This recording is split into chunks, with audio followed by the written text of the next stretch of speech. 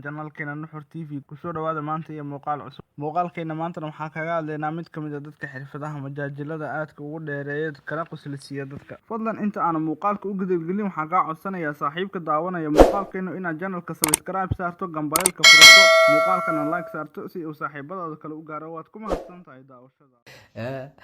انت كبا حروت الدفعنا جوا والله فنانتنا جرجرها كل يلا بومو إلسو كحار ويجي تجا انت إيطال واحرها إذا عقربتها mid kastoo inaga mid ah wuxuu ku raaxaystaa dadka xirfadaha majaajilada leh sababtoo ah waa waxyaabo ka caawiya inay iska ilaabaan dhibaatooyinka qalbiyan u haysta. Nigeria waxay leedahay majaajilistayaal aad u tiro badan oo ka tirsan mihnada majaajilada. Taariikh nololeedkana waa maqaal wax ka sheega dadyowga. Ma maqashay Siphon Comedy? Haddii aad muuqaalkan daawato waxaa ogaan doontaa waxa uu yahay Siphon Comedy oo ah majaajilista caana. weliba waa hubaal in aad taqaano magaciisa, sawirkiisa, muuqiisa, balse waxaadan aqoonin shakhsiyadiisa waxa ay tahay.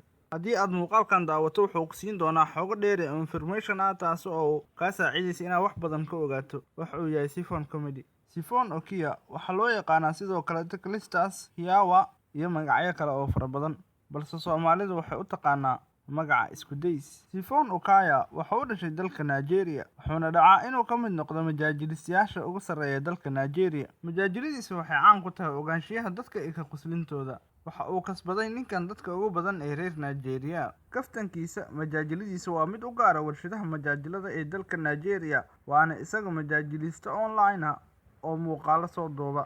ninkan oo sidoo kale loo yaqaano magacyada Yawa iyo Calistus. Calistus waa majaajilista karti badan oo majaajiladiisa ka quslin karto si loo dheereeyo inaad ilowdo wixii aad ka fakari jirtay. Siphon Okiya aka Calistus Yawa, ninkan oo Soomaalida u taqaano isku days waxa uu ku soo barbaaray magaalada Nigeria caasimadda ah Abuja, halkaas oo uu ku soo qaatay waxbarashadiisa heerka dugsiga sare wuxuuna ka soo baxay iskuulkii dawladda. kadib waxa uu galay ninkan kulliyadda farsamada ee federal ee jaamacadda Arusha oo Nigeria. Abubakar Culiso oo kamid ah dhalinyarada Soomaaliyeed ayaa ninkan muuqaaladiisa codeeyay. Ana burna codad cajiib ah qosliya. Muuqaalkan wuxuu ka mid yahay koox codka la saaray ee Siphon Okiya. Soomaalida magac aan baxay isku days ay u taqaanaa ambalaas ma ku burna laba xaafad ka soo dhaxbaxa wala ma bigaarooyay bismillah warkan inta ka ima acuud Siphon Okiya ayaa geesta kale u mahad celinaya taageerayaashiisa Soomaalida iyo wiilka dhalinyarada ee baray Soomaalida oo filmaantiisa codeeyay Abubakar Culiso. What's up, Yawa gang? So I want to say a big shout out to my Somalian family. Thank you for the love and support. So my team will be collaborating with Abubakar Culiso to open a new channel that will be translated in Somali so you can enjoy more of Iskodes.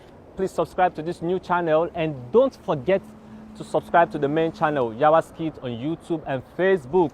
Turn on the notification button so you get notified anytime we drop a new video. Thank you, Iskodes, Yawa gang. Siphon Okiya waa majaajiliste international oo heer caalami ah. wuxuu ku hadlaa 4 luqadood kuwaasi oo kala ah luqadda dalkiisa hooyo looga hadlay Ibo, luqadda Ingiriiska, luqadda reer Yurub iyo luqadda Hausa oo ka mid ah luqadaha qaaradda Afrika looga hadla sida wadamada Nigeria, qayb ka mid ah Cameroon, Ghana iyo Sudan. gudaana saaxiibayaal xagga ayaan kusoo gabagabeynayaa taariikh nololeedka kooban Siphon Okiya oo Soomaalidu u taqaano isku days.